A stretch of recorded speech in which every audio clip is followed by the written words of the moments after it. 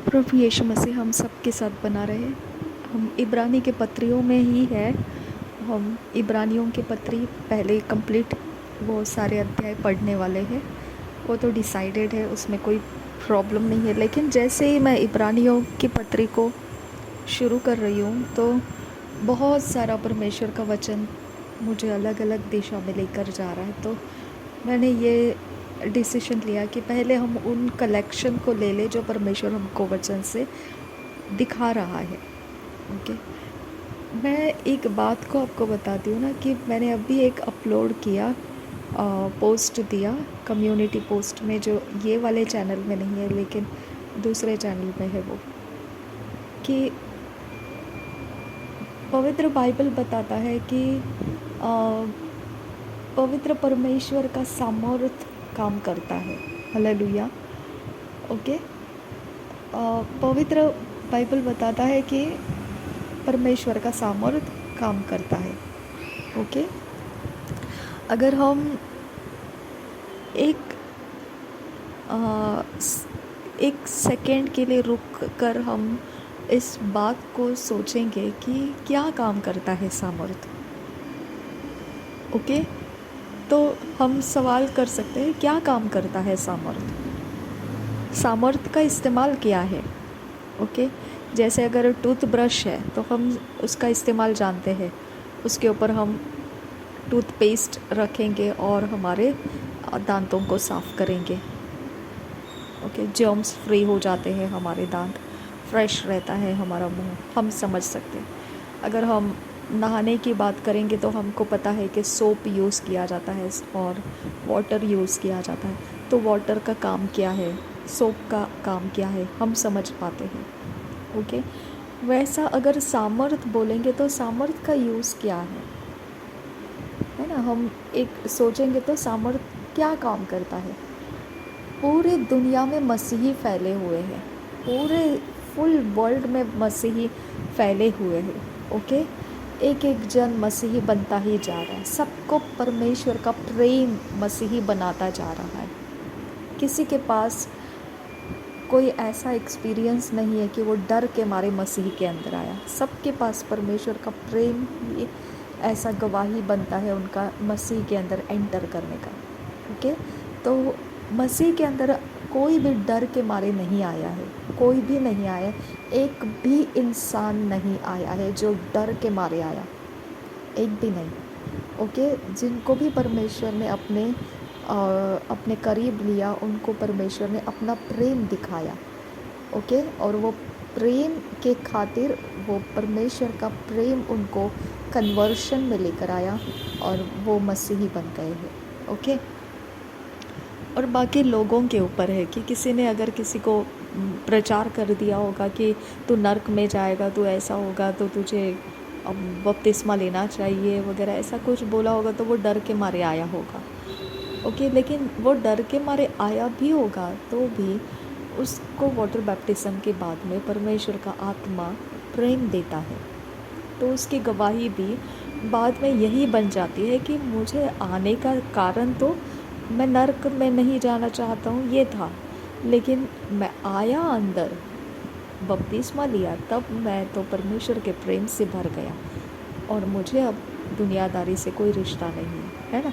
तो उनकी गवाही में कहीं भी देखेंगे तो परमेश्वर का प्रेम ही उनका मेन इंग्रेडिएंट एलिमेंट दिखाई देता है कि परमेश्वर में आने का उनका वजह परमेश्वर का प्रेम से वो लिए गए हैं, ओवरटेक हो गए हैं परमेश्वर के प्रेम से।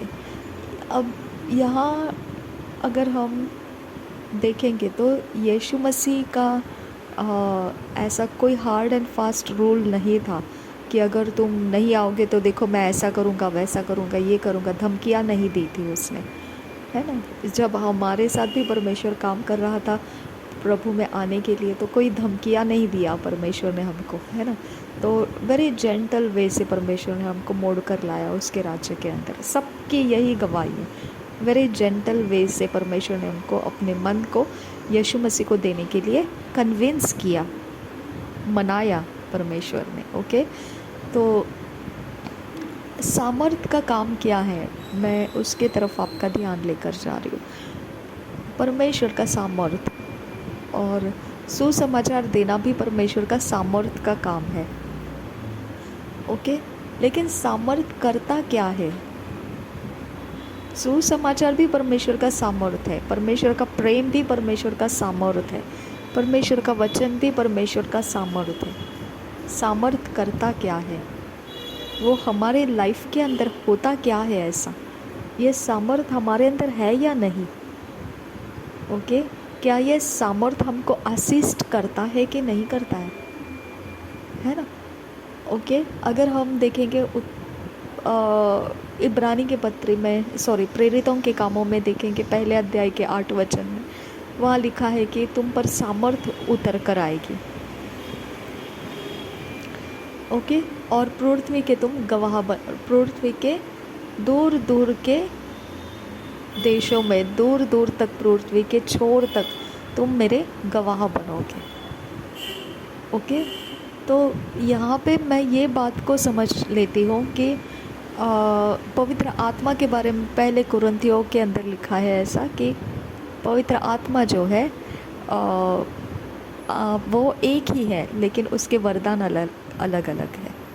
ओके, उसके काम अलग अलग है। आत्मा एक है लेकिन उसके काम अलग अलग है। ठीक है, अब ये भी बोला गया है कि अगर परमेश्वर का प्रेम नहीं है और अन्य भाषा, भविष्यवाणी और दुष्ट आत्मा निकालना सब कुछ करते, लेकिन परमेश्वर का प्रेम नहीं है, तो वो खनखनाने वाला बर्तन है। अब आत्मा एक है बोला है, आत्मा एक ही है और काम अलग अलग है। तो बिना पवित्र आत्मा के कैसे, बिना परमेश्वर के प्रेम के कैसे कोई चंगाई कर सकता है? बिना परमेश्वर के प्रेम से कैसे भविष्यवाणी किया जा सकता है?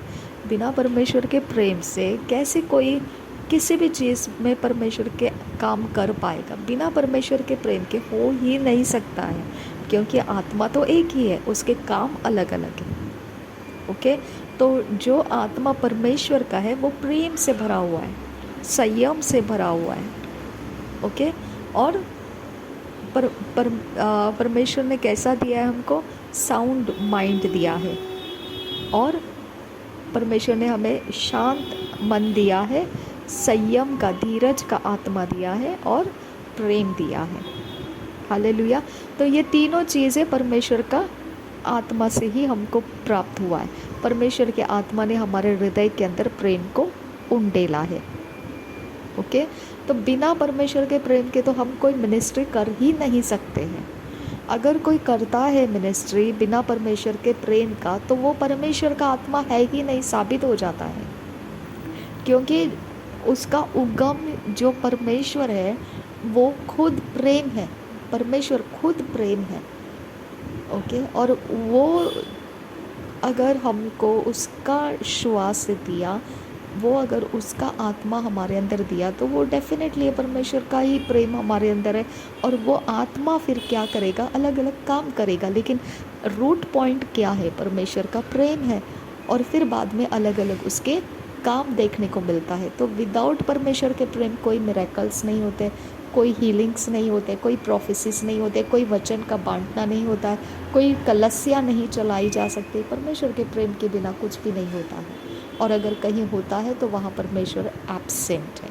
क्लियर जानकारी है, वहाँ परमेश्वर एब्सेंट है। और इसके लिए जहाँ परमेश्वर एब्सेंट है, आपके स्पिरिट के अंदर कुछ तो डिस्टर्बेंसेस आएगा, और आपका स्पिरिट बताने लगेगा कि कुछ तो मिसिंग है यहाँ पर। क्या मिसिंग है? परमेश्वर एब्सेंट है वहाँ पर। हालेलुया। तो ये एक हमारे लिए इंडिकेशन हो जाता है कि यहाँ पे परमेश्वर एब्सेंट है, तो हम ये जगह में नहीं रुकना है, ये प्रचार हमने नहीं लेना है, ये सुसमाचार हमने नहीं लेना है, ये प्रकार का काम हमने नहीं करना है। इस प्रकार से हम अपने आप को एडिफाई करने लगते हैं, हम वहाँ से अलग हो जाते हैं। तो ये क्या है? परमेश्वर का प्रेम हमको वहाँ पे ना मिलने के कारण हम उसमें से बाहर निकल आते हैं, ताकि वो परमेश्वर एब्सेंट है वहाँ पर, इसके लिए हम वहाँ नहीं रुक सकते हैं। ओके, तो इस तरह से हम अपने आप को सिक्योर कर लेते हैं। तो परमेश्वर का प्रेम जहाँ पर है, वहाँ परमेश्वर खुद है, और परमेश्वर का आत्मा वहाँ पर अलग अलग काम भी करता रहता है। ठीक है, नाउ मैं ये बोलना चाहती हूँ कि इब्रानी के पहले अध्याय के दूसरे तीसरे वचन में आप देखोगे तो वहाँ पे लिखा है ऐसा कि प्रभु यीशु मसीह के शब्दों के द्वारा, ओके, पूरी सृष्टि को संभाला जाता है शब्दों के सामर्थ्य से। मैं विंडो बंद करती हूँ, बहुत आवाज़ आ रहा है, मैं डिस्टर्ब हो रहा है मुझे। तो हम परमेश्वर के सामर्थ्य के बारे में देख रहे हैं कि परमेश्वर का कुछ भी काम बिना परमेश्वर के प्रेम के नहीं किया जाता है। ओके, जहाँ परमेश्वर का प्रेम नहीं है वहाँ परमेश्वर खुद एब्सेंट है और वहाँ का हम कुछ भी एक्सेप्ट नहीं करते हैं, यानी उनके इन्फ्लुएंस को हम नहीं लेते हैं। नाउ जब इब्रानी के वचन में लिखा है ऐसा कि पहले अध्याय के कि सब कुछ जो प्रभु यीशु मसीह के शब्दों के द्वारा, उसका सामर्थ्य, शब्दों के सामर्थ्य के द्वारा सृष्टि को संभाला जाता है। अगर हम इस बात को उत्पत्ति के पहले अध्याय के 3 वचन से देखेंगे तो हमको समझ में आ जाता है ये बात। वहाँ लिखा है परमेश्वर ने बोला उजियाला हो और उजियाला हो गया। ऐसे ही आगे बहुत सारा चीज़ बोला परमेश्वर ने, शब्द को बोला और वो पूरा होता गया। अब्राहम को परमेश्वर ने शब्द को बोला और वो शब्द के अनुसार उसको इसहाक पैदा हुआ। ओके, नूह के समय परमेश्वर ने शब्द के द्वारा बोला कि तू अब से ऐसे ऐसे मैं एक कवनेंट तेरे साथ करता हूँ, वाचा करता हूँ, इसके बाद तेरे पृथ्वी के ऊपर मैं कभी भी इस प्रकार की हानि नहीं लाऊंगा, और जब तक पृथ्वी है तब तक धूप काल और बोने का समय और बारिश का समय ये होता रहेगा। ओके, तो बोला, शब्द बोला। पूरा बाइबल देखेंगे तो परमेश्वर सिर्फ बोलने के द्वारा ही हमको सब कुछ बताता है। सिर्फ व्यवस्था जब शुरू हो जाता है, मूसा का वक्त जहाँ शुरू हो जाता है, मनुष्य वो व्यवस्था को पालन करता है, वहाँ पे कुछ कृतियाँ की जाती है, वहाँ पे कुछ रिचुअल्स किए जाते हैं। इसकी वजह से हम लोगों को वो एरिया ऑफ लाइफ को समझना थोड़ा सा डिफरेंट हो जाता है, क्योंकि वहाँ फिज़िकल वर्क किए जाते हैं और फिर कुछ रिजल्ट्स को देखा जाता है। ओके, लेकिन अब्राहम को परमेश्वर ने उसके बिरादरी से बाहर निकाला तो क्या बोला? शब्द। उजियाला हो बोला था तो क्या बोला? शब्द।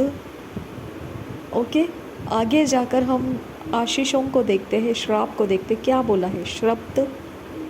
ओके, रिचुअल्स के अंदर कुछ भी गड़बड़ी हो गई और मॉरल स्टैंडर्ड्स, लिविंग स्टैंडर्ड्स दिया था परमेश्वर ने।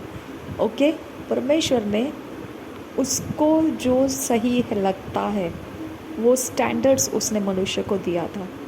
उसने वो स्टैंडर्ड्स दिया था कि इस स्टैंडर्ड्स में ही तुमको जीना है।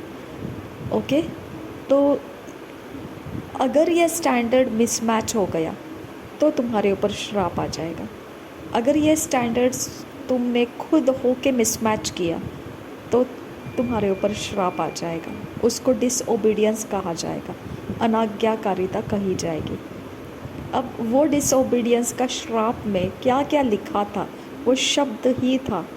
तूने ऐसा किया तो ऐसा हो जाएगा, तूने वैसा किया तो वैसा हो जाएगा, तूने ये किया तो वैसा हो जाएगा, तूने वो किया तो वैसा हो जाएगा, तूने ऐसा किया तो वैसा हो जाएगा।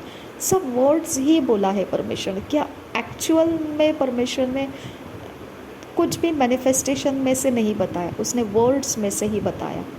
जैसा व्यवस्था का रिचुअल्स किया जाता था, बलियों को किया जाता था, धूप जलाया जाता था, ओके, खाना खिलाया जाता था, ओके, ऐसा कुछ वेदी बनाया जाता था। तो यहाँ पे ऐसा कुछ भी नहीं है श्राप और आशीष में। यहाँ कंप्लीटली कैरेक्टर के ऊपर, पूरा कंप्लीट कैरेक्टर के ऊपर प्लस एंड माइनस बोल दिया परमेश्वर ने। अगर तुमने ये किया तो तुम्हारे साथ वो हो जाएगा, अगर तुमने वो किया तो तुम्हारे साथ ये हो जाएगा। सब वर्ड्स का लिस्ट दिया है, कुछ भी नहीं है दूसरा, सब वर्ड्स का लिस्ट दिया है। ओके, यानी उनका लिविंग स्टैंडर्ड को उसने बनाया। लेकिन रिचुअल्स जो है ना, कि बलि देना है, ये करना है, वो करना है, वो करना, ये सारा जो मैटर है, ओके, ये सारी चीज़ों को परमेश्वर के साथ कनेक्ट होने के लिए, उसके फेलोशिप में रहने के लिए दिया है। लेकिन जो व्यवस्था दिया है, ओके, जो व्यवस्था दिया, यानी कर्सस और ब्लेसिंग्स। अगर तू मेरी आज्ञा मानेगा तो तुझे आशीष मिलेगा, तू नहीं मानेगा तो तुझे कर्सस मिलेगा। तो ये कर्सस और ब्लेसिंग्स का अगर लिस्ट पढ़ोगे ना, तो उसमें ये लिखा हुआ सब है। ओके, कैरेक्टर के ऊपर लिखा हुआ है सब, हमारे लिविंग स्टैंडर्ड्स बताया है। तुमने ये ऐसे ऐसे ऐसे ऐसे ऐसे किया तो ब्लेस्ड हो गए, अगर तुमने ये ऐसे ऐसे ऐसे किया तो तुम कर्स हो जाएंगे। ओके, तो डू एंड डोंट डू का लिस्ट दिया है। वो एक्चुअल में मनुष्य वहाँ वैसा नहीं किया था, वो सिर्फ लिस्ट दिया था। अब्राहम को भी तो परमेश्वर ने सिर्फ वर्ड से बोला था, तुझे ऐसा ऐसा मैं इसहाक देने वाला हूँ। किधर उसको कुछ मैनिफेस्टेशन करके बताया कि ये मिट्टी का पुतला है, ये तो अपने साथ रखना, और फिर ऐसा मैं तुझे ये मिट्टी का पुतला के नथनों में श्वास फूंक दूंगा और फिर वो तेरा इसहाक बन जाएगा। कुछ नहीं दिया, वर्ड दिया सिर्फ। हालेलुया। तो वर्ड का सामर्थ्य हमको समझ में आना चाहिए, यानी हम जो शब्दों से स्ट्रॉन्ग होल्ड्स को गिरा सकते हैं, ओके, गढ़ों को गिरा सकते हैं, गढ़ों को ढा सकते हैं, दुष्ट आत्माओं को निकाल सकते हैं। तो हम इसी वर्ड के द्वारा हीलिंग भी कर सकते हैं, इसी वर्ड के द्वारा प्रॉफिटिकली हम बात कर सकते हैं, इसी वर्ड के द्वारा हम फ्यूचर को बना सकते हैं, इसी वर्ड के द्वारा हमको जो नहीं दिखता है, इब्रानियों के 11 अध्याय के 1 वचन के अनुसार जो नहीं दिखता है, हम उसको दिखने के समान मैनिफेस्ट कर सकते हैं वर्ड के द्वारा। वर्ड का सामर्थ्य मैं आपको बोल रही हूँ। अगर वर्ड का सामर्थ्य हमको एक पावर अप का आपको अगर देखना है तो आप ये वाला देख सकते हैं, बहुत आसान है। कुछ चीज़ें हैं, किसी के अंदर ईगो रहता है ना, किसी के नहीं, सबके अंदर रहता है। कुछ चीज़ें हैं जो वो सुनना पसंद नहीं करते हैं, वो आपको नहीं पता है। ओके, हमको नहीं पता है किसको क्या पसंद आता है, किसको क्या नहीं आता, और हम कुछ ऐसा बात कर देते हैं कि उनका ईगो हर्ट हो जाता है। पावर है ये वर्ड का। ओके, हमारा मुंह से बोलना और उनका ईगो हर्ट हो जाना पावर है, वर्ड का पावर है। समझ में आ गया? अगर और फिर अब उसका मैनिफेस्टेशन क्या होगा? वो ईगो उसको गाइड करेगा, ईगो उसके अंदर काउंसिल स्टार्ट करेगा, जैसा काइन के अंदर काउंसिल स्टार्ट किया, आबेल की हत्या कर दे। ओके, अगर उसके पास उसका हृदय परमेश्वर के वचन से भरा हुआ नहीं है तो वो ईगो उसका काउंसिल करेगा। जेलसी काउंसिल करता है, बैर भावना काउंसिल करता है, गुस्सा काउंसिल करता है। ओके, शरीर के हर एक इमोशंस का डैमेजिंग जितना भी है वो काउंसिल करना स्टार्ट करता है। वो अपने अंदर का जो बदला लेने का, रिवेंज लेने का, वो काउंसिल स्टार्ट कर देता है। अगर ईगो है तो ईगो हर्ट हो गया तो ईगो अपनी तरफ से बोलेगा कि अब तू उसको ये कर, अब तो उसके ऊपर ऐसा तड़क जा, अब तो उसके बारे में ऐसा प्लान कर दे। तो ईगो काउंसिल करेगा। अगर जलसी हुआ आपको तो जलसी काउंसिल करेगा, उसका ये नुकसान कर दे, उसका वो नुकसान कर दे। ओके, तो ये वाला कैरेक्टर, ये काउंसिल जो है, ये हमारे शरीर के अंदर का हर एक बीज है, शरीर के अंदर के जो पाप के बीज है ये। ओके, कड़वाहट की जड़ है ये। अगर ये इस कड़वाहट के जड़ के अंदर के काउंसिल अगर हम देखेंगे, पूरी दुनिया उससे भरी हुई है, पूरी दुनिया उसके ऊपर चल रही है। ओके, क्योंकि उनके पास परमेश्वर का प्रेम है नहीं, इसके लिए वो शरीर के अंदर से भला और बुरा का ज्ञान के आधार से वो अपना लाइफ को जी रहे हैं। लेकिन हमारे पास अगर परमेश्वर का वचन हमारा हृदय में भरा हुआ है तो हम उसकी काउंसिल नहीं सुनेंगे। जो कड़वी जड़ हमको काउंसिल करेगी तो हम उस जगह में परमेश्वर का वचन हाईलाइट करेंगे, अपने सोच में उसको आने का रास्ता देंगे, और हमारे इमेजिनेशन में हम उसी वचन को पकड़कर देखेंगे और उसी के अनुसार हम अपने चरित्र में उसको मैनिफेस्ट करेंगे, हम वचन को मैनिफेस्ट करेंगे। ओके, तो हमारे पास का वर्ड कौन सा पावर किया? जो परमेश्वर का वचन है। हमारा शरीर का अवस्था हमको पावर नहीं दिखा पाया तो हमने परमेश्वर के वचन का पावर को इस्तेमाल किया और परमेश्वर के वचन को हमने मैनिफेस्ट किया। ओके, तो हम चाहे मसीह में हो या ना हो, लेकिन हम जो वर्ड्स को इस्तेमाल करते हैं, उस वर्ड्स का अफेक्ट पावरफुल रहता है। वर्ड का अफेक्ट, देखिए, वर्ड का इफेक्ट पावरफुल होता है तो वो सिर्फ सोल सिस्टम में हम देखते हैं, सोल सिस्टम इनविजिबल रियाम में हम देखते हैं, है ना। अगर हमने बोला ऐसा कुछ तो चीज़ जो दूसरों का फीलिंग को हर्ट हो गया, तो वो सोल सिस्टम को हर्ट करने वाली ताकत थी उसके अंदर। लेकिन वर्ड के अंदर ये भी सामर्थ्य है, जैसा परमेश्वर ने बोला उजियाला हो, और मैनिफेस्ट हो गया उजियाला। जैसा परमेश्वर बोला इसहाक तुझे मैं देने वाला हूँ, सच में इसहाक उस मरणहार देह के अंदर से, सारा के कोख में से जन्म लिया। समझ में आ गया आपको? तो हमको ये बात को समझ में आना चाहिए कि सिर्फ इमोशंस के ऊपर वर्ड काम नहीं करता है, यानी इमोशंस को वर्ड अफेक्ट करता है तो वो हम समझ पाते हैं। पूरी लाइफ ज़िंदगी भर हमने ये बात को समझा है, किसी को हर्ट नहीं करना है, हमारे वर्ड्स को अच्छे इस्तेमाल करना है, किसी को एनकरेज के लिए इस्तेमाल करना है, उसका डिप्रेस करने वाले वर्ड उनको नहीं बोलना है, हानि करने वाले वर्ड नहीं बोलना है, ओके, रिलेशन ख़राब करेंगे ऐसे वर्ड्स हमने नहीं बोलना है उनके सामने। तो हम ये सारी बातों को हम उनके इमोशंस को सेफ रखने के लिए करते हैं, सामने वाले के इमोशंस अच्छे रहे, फीलिंग्स में उनको कोई दिक्कत ना आए हमारे कम्युनिकेशन से। हम वो सेफ साइड देखकर इमोशंस के बारे में हम अपने वर्ड्स को जानते हैं कि वो कैसे हमने इस्तेमाल करना है। लेकिन हमने कभी भी हमारे वर्ड को क्रिएशन के बारे में नहीं देखा। मैनिफेस्ट कर सकता है, क्रिएट कर सकता है कुछ, तो हमने कभी नहीं देखा। पूरे वर्ल्ड उसके पीछे लगी हुई है, ओके, वो ऐसा कुछ करने के पीछे लगी हुई है जिसके अंदर जैसा परमेश्वर करता था वैसा वो करने की कोशिश करते हैं, ओके। और कुछ हद तक वो करते भी है, क्योंकि हमने देखा भी है वो कि मूसा के वक्त में जो फ़िरौन के जादूगर थे, जैसा मूसा कर रहा था वैसा ही फ़िरौन के जादूगर भी करके दिखा रहे थे। तो वर्ड के साथ भी वो लोग वैसा ही कुछ करते हैं, ओके। जैसा स्पेल पावर है, स्पेल वर्ड्स होते हैं, वर्ड्स मैनिफेस्ट हो जाते हैं। अगर स्पेल के द्वारा किसी को ऐसा बोला होगा आज इसका ये नुकसान हो जाएगा, तो स्पेल के द्वारा अगर उसने वो अरेंज करके रखा है वो प्लान, तो उस वर्ड्स के द्वारा अगर उसने अरेंज करके रखा है, 50 टाइम्स उसने कुछ ऐसा बोल दिया, नंबर ऑफ़ टाइम्स उसने ऐसा कुछ बोल दिया, फिर वो अभी वेट करेगा, वो वर्ड अभी काम करेगा, ओके। और आप देखेंगे कि सच में ऐसा कुछ हो गया जैसा वो बोल रहा था, तो वर्ड क्या हो गया, मैनिफेस्ट हो गया, ओके। तो परमेश्वर ने भी श्राप बोला है, आशीष बोला है, तो वर्ड में से बोला।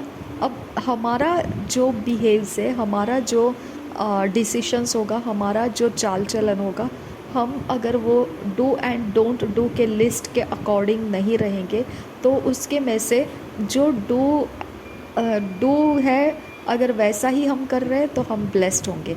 डोंट डू वाली लिस्ट में अगर हमने कुछ कर दिया तो हम कर्स हो जाएंगे। तो ये कर्स और ब्लेसिंग ऑटोमेटिकली एक्टिवेट हो जाता है, इसको परमेश्वर कुछ करने की ज़रूरत नहीं पड़ती है।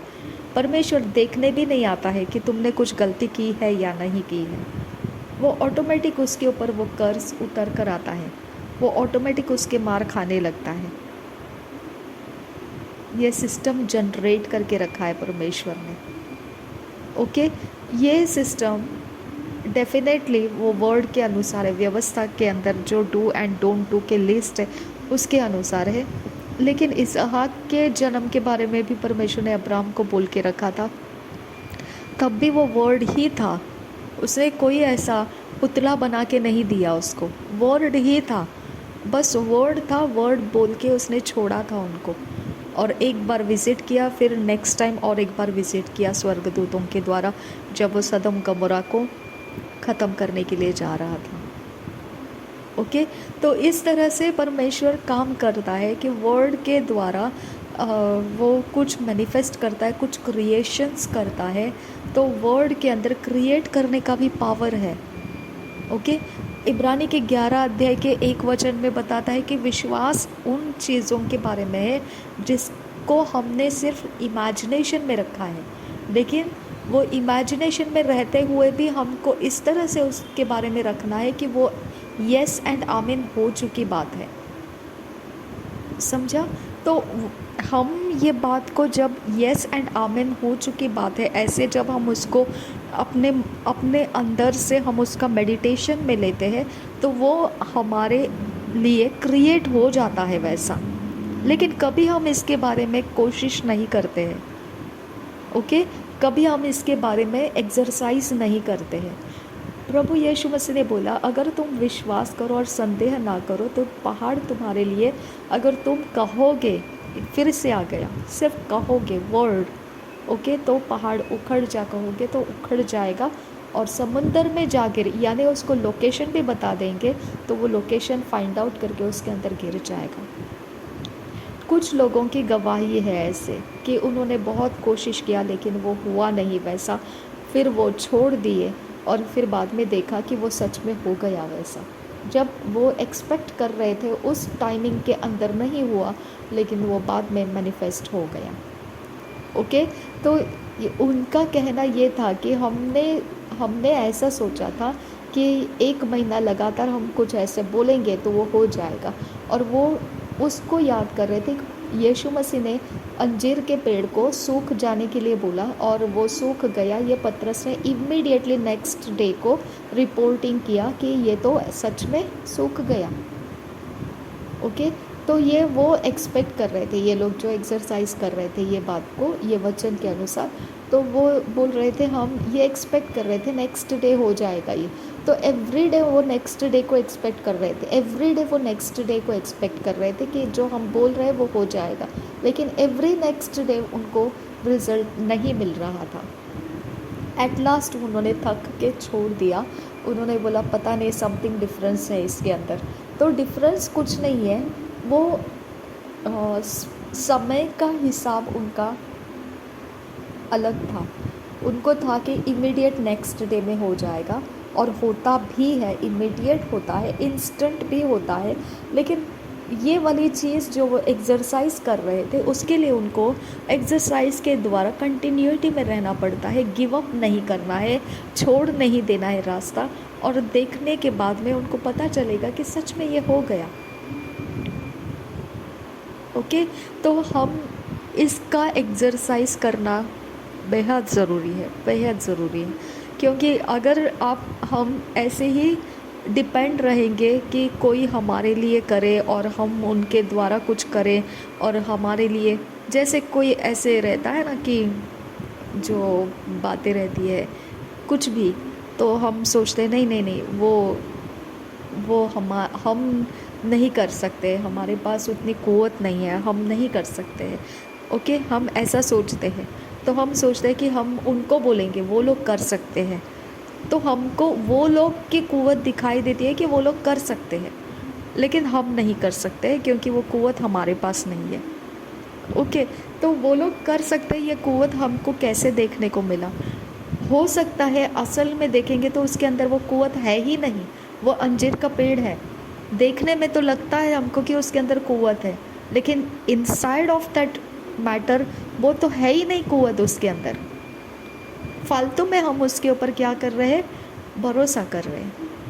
ओके, तो इसके लिए हमको हमारे सोच के अनुसार जो लगता है कि वो इंसान डिलीवरेंस मिनिस्टर है, वो इंसान प्रॉफिट है, वो मेरे लिए काम कर सकता है, वो इंसान मेरे लिए चंगा कर सकता है, वो इंसान मेरे लिए प्रार्थना करेगा, वो इंसान मेरे लिए कुछ कर पाएगा, तो क़ुव्वत आप किस में देख रहे हैं? उस इंसान के अंदर देख रहे हैं,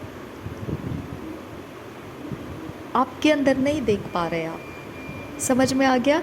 आपको ऐसा लगता है कि नहीं ये चीज़ें मेरे से नहीं होगा, वो वाले लोग जो है ना वो वैसे प्रार्थना करते हैं ना, वो लोगों से हो सकता है, वो वाले प्रॉफिट है ना वो लोग सही बता सकते हैं, वो वाले जो है ना वो चर्च के लोग वो लोग बराबर कर सकते हैं, हमको नहीं आता है वो करने को।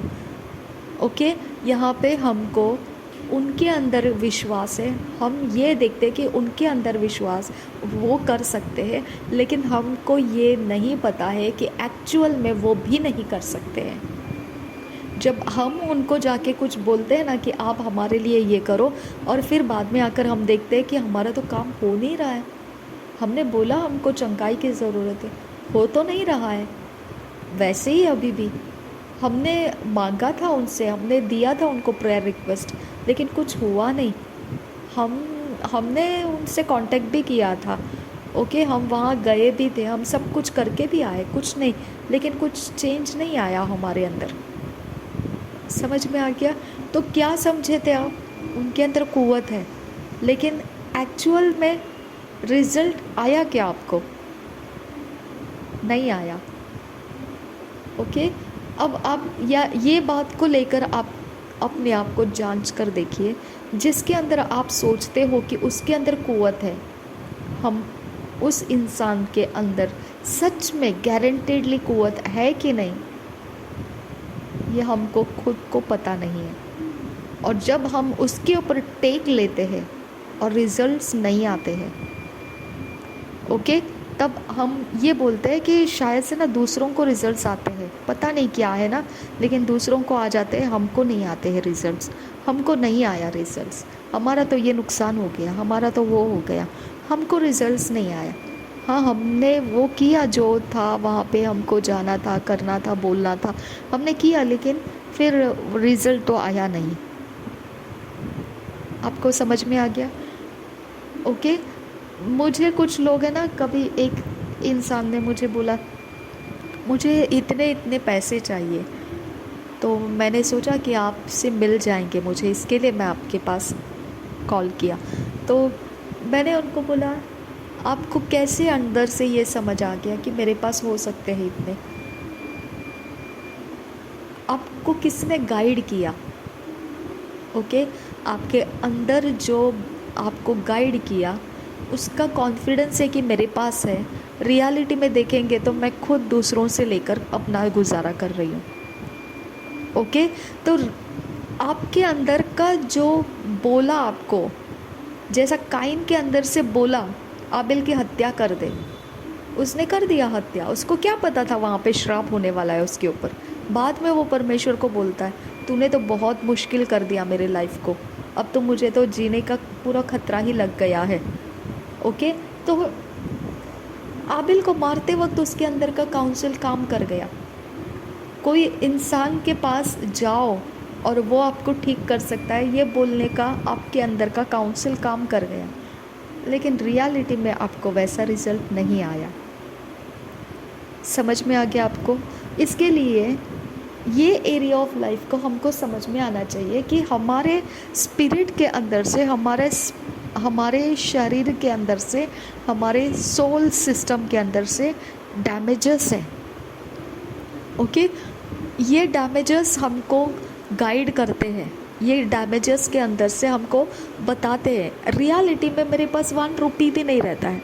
रियलिटी में मैं 1 रुपी के लिए भी वेट करती हूँ कि कोई 1 रुपी दे देगा, तो उसके बाद मेरा जीपे में से जो बिल पेमेंट होता है उसके अंदर कभी कभी ऐसा हो जाता है कि कहीं पर मैं 30-40 रुपीज़ दे दिया, कुछ ले लिया मैंने सामान, तो बिल पेमेंट में उतना 1 रुपी भी अगर कम पड़ गया तो वो जीपे पेमेंट से मैं बिल नहीं पे कर सकती हूँ, क्योंकि वो बिल कंप्लीट अमाउंट होना चाहिए, तभी वो एक्सेप्ट होता है। तो 1 रुपी के लिए भी मुझे वेट करना पड़ता है किसी से आ जाए तो। ओके, और ये इंसान को लगा कि मेरे पास होगा और मेरे पास वो मांगने के लिए उसने कॉल किया। मुझे अजीब लगा और मैंने बोला, यही लोग मसीही लोग होने के बावजूद भी उनको राइट डायरेक्शन परमेश्वर का आत्मा दे रहा है या नहीं दे रहा है, डिज़र्न करना नहीं आता है उनको। ओके, डिज़र्निंग स्पिरिट हमारे अंदर का कमज़ोर पड़ जाता है और हम अपनी कुव्वत को इस्तेमाल नहीं करते हैं। ओके, हमारे अंदर ये काउंसिल कैसा आ गया काइन को कि आबिल की हत्या कर दे।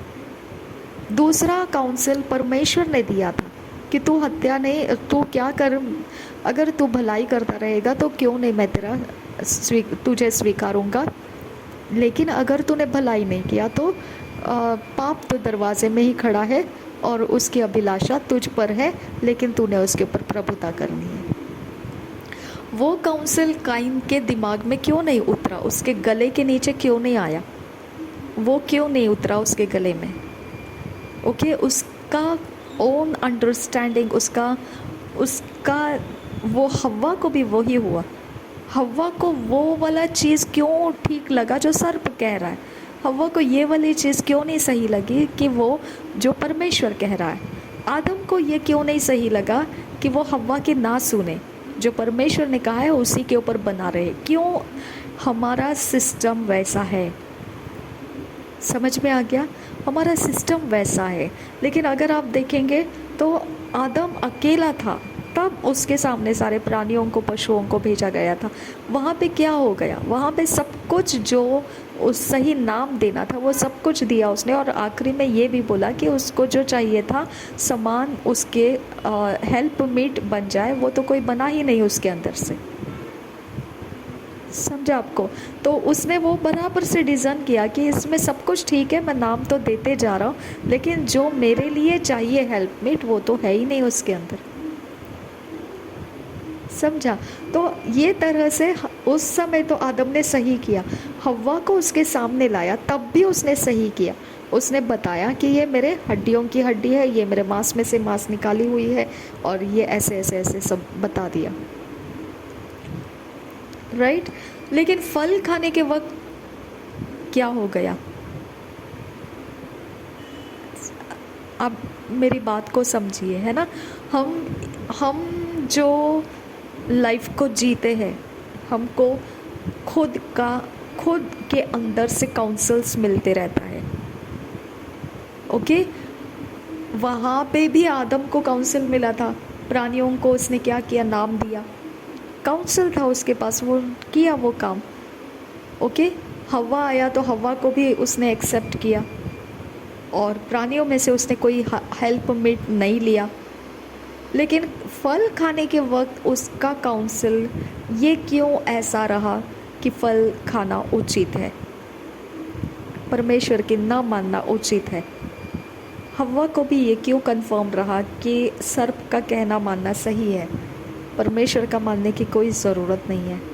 काइन को ये सही क्यों लगा कि आबिल की हत्या करना सही है? परमेश्वर का डर रखने का कोई ज़रूरत नहीं है, उसका काउंसिल सुनने का कोई ज़रूरत नहीं है, ऐसा क्यों लगा? हालेलुया। अब अगर वो आबिल की हत्या कर सकता है तो फिर वो परमेश्वर को भी बोल सकता है ना कि जा, तेरा कर्स विर्स मैं नहीं मानता हूँ, मुझे जो चाहिए वही मैं करूँगा। लेकिन कर्स का वक्त में वो ऐसा नहीं बोला। हाँ, आबिल कहाँ है पूछा तो वो बोला मैं क्या उसका रखवाला हूँ, लेकिन कर्स डाला तब वो ये नहीं बोला मैं नहीं मानता हूँ कर्स विर्स, वो तेरे पास ही रख, मैं क्या तेरा सब काम करने के लिए हूँ यहाँ पे, ऐसा नहीं बोला।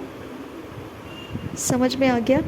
तो फिर वहाँ पे क्यों नहीं वो ऐसा रहा चुपचाप, जहाँ पे परमेश्वर ने काउंसिल किया उसको कि तू भला करता रहेगा तो तेरे साथ अच्छा ही होगा, और मैं तुझे स्वीकारूंगा, और पाप दरवाजे में खड़ा है, अगर तू भलाई ना करे तो वो तुझ पर प्रभुता करेगा, लेकिन तूने उसके ऊपर प्रभुता करनी है।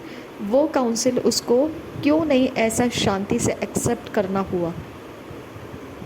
श्राप को उसने चुपचाप एक्सेप्ट किया, ये काउंसिल को क्यों नहीं एक्सेप्ट किया जो सही था, परमेश्वर ने उसको दिया था, आबिल की हत्या करने से पहले ही दिया था, वो क्यों नहीं उसने लिया? श्राप को उसने चुपचाप ले लिया। आपको समझ में आता है?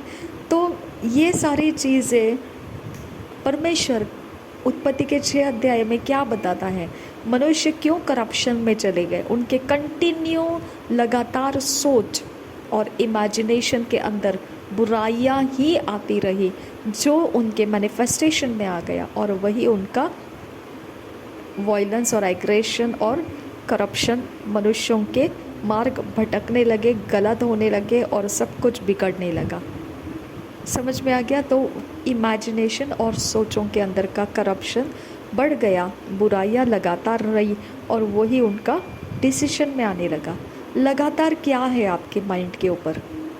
अनसक्सेसफुल, फेलियर्स, डिप्रेशन, हो नहीं सकता है, इसका मुझे डर लगता है, वो मेरा कमज़ोरी है, मैं इसके पार नहीं जा सकता हूँ, मैं इतना ही कर पाऊँगी, इसके बारे में मेरे लिए और कोई सोचने का रास्ता ही नहीं है, बस यहाँ तो फुल स्टॉप लगा हुआ है, इसके बाद मुझे पता नहीं है। अगर ये सारे हमारे लगातार के सोच है तो ये शरीर के सोच है, इसके बारे में आपको कोई रिजल्ट नहीं आता है, समझा? इसके बारे में ये सब वेस्ट करेगा, आपका टाइम वेस्ट करेगा। ये सिर्फ इसके ऊपर विश्वास रख के आपका कोई प्रोडक्ट बनने वाला नहीं है, आपका कोई आउटपुट नहीं आएगा। ओके, इसको छोड़ के अगर आप कुछ उठाना चाहो तो आज 1 अक्टूबर में आप उठाइए। ओके, और क्रिएट करने वाला सामर्थ्य को आप इस्तेमाल कीजिए। ओके, आप क्रिएट करने वाले सामर्थ्य का परमेश्वर का वचन के अनुसार हम उस सारे वचनों को देखेंगे। कैसा परमेश्वर सिर्फ बोला और इसहाक आ गया। परमेश्वर सिर्फ बोला, अगर तू आज्ञा पालन करेगा तो तेरे ये आशीषें हो जाएंगे। तो सच में आशीषें आती है जब आज्ञा पालन किया। अगर तू अनाज्ञा करेगा तो ये श्राप आ जाएगा। सच में श्राप आ जाते हैं जब अनाज्ञाकारिता करते हैं। ओके, तो यीशु मसीह ने भी वही बोला, अगर तू विश्वास करेगा और संदेह नहीं करेगा तो पहाड़ उखड़ जा कहेगा तो वो उखड़ जाएगा। ओके, हमको इस 1 अक्टूबर से इस लेसन को अपना लाइफस्टाइल बना लेना है। ओके, हमको ये बात को सही ढंग से समझ लेना है कि हमारे शरीर, प्राण, ये एरिया ऑफ लाइफ डैमेज्ड है। इस एरिया ऑफ लाइफ से हमारा लाइफ बन नहीं सकता है। इस एरिया ऑफ लाइफ से हमको दूसरों के अंदर कुव्वत दिखाई देगी, और अगर सच में देखा जाएगा तो उनके अंदर भी कुव्वत नहीं है हमारा कुछ भला करने की। उनके पास भी कुव्वत नहीं है, लेकिन हमको लगता है वो लोग कर सकते हैं। ये रॉन्ग अंडरस्टैंडिंग को हमने छोड़ देना है। ओके, प्रभु यीशु और आप बस बड़ी टीम है। ओके, बड़ी ताकत है, सब कुछ कर गुजरने की ताकत आपके अंदर है। आपको बाहर किसी को देखने की ज़रूरत नहीं है। परमेश्वर और आप एक बड़ा सेना है। हालेलुया। परमेश्वर अरेंज करता है, परमेश्वर मैनिफेस्ट करता है। परमेश्वर के शब्दों की तरफ ध्यान दीजिए। शरीर के काउंसल्स, प्राण के काउंसल्स, ये अंधकार के साथ कनेक्टेड है, पाप के बीज के साथ कनेक्टेड है। ये हमारा कभी कुछ भला नहीं कर सकते हैं, और ना उसमें से हमको कुछ भले सुनने को मिलेगा, कुछ नहीं मिलेगा वहाँ से हमको। इसके लिए उसको हमने जस्ट एक क्या कहा है ना, वचन कहता है ना कि इसको मरने के बाद ही ये ख़त्म होगा, ये इसके लिए कोई इलाज नहीं है। ओके, हमने उस लेवल को छोड़ देना है। इस 1 अक्टूबर से हमने उस लेवल को छोड़ देना है जो शरीर के लिमिटेशंस में चलाया जाता है, वो ख़त्म कर देना है, कंपलसरी ख़त्म कर देना है। ओके, और हमने स्पिरिचुअल रियाम के अंदर पावर के साथ काम करना है। ओके, अब आप पावर के साथ काम करना है, इसका मतलब ऐसा नहीं है कि आप कुछ भी करो, कैसा भी काम करो, ऐसा नहीं है। आपको बैक ऑफ द सीन परमेश्वर का वचन का स्ट्रॉन्ग फाउंडेशन रख कर वहाँ से पावर जनरेट होता है। उस फाउंडेशन में से परमेश्वर का सामर्थ्य, पावर इस्तेमाल करके अपना लाइफ को जीना है। हम कभी भी इस बात की तरफ नहीं देखना है कि वो इंसान कुछ कर पाएगा, वो कुछ दे पाएगा, वो कुछ बोल पाएगा, वो कुछ भविष्यवाणी करेगा, वो कुछ मेरा कुछ तो सही कर के दे सकता है, ये कुछ है जो मेरा काम करके दे सकता है, वो कुछ है जो मेरे लिए कुछ कर सकता है। स्टॉप इट, बहुत हो चुका है ना। Enough is enough, right. हमने पावर के साथ चलना है, और वो पावर हम पवित्र वचन के अनुसार जानते हुए चलना है। ओके, हम पढ़ेंगे इब्रानियों की पत्री, जो उसके अंदर का मेन इम्पॉर्टेंट चीज़ था वो मैंने आपको बता दिया। हम क्यों पढ़ रहे हैं इब्रानियों की पत्री, क्योंकि वो फुल लेसन्स हमको बताएगा कि कैसा पावर जनरेट होता है। ओके, हम पढ़ेंगे उसको। प्रभु यीशु मसीह हम सबके साथ बना रहे। आमीन आमीन आमीन।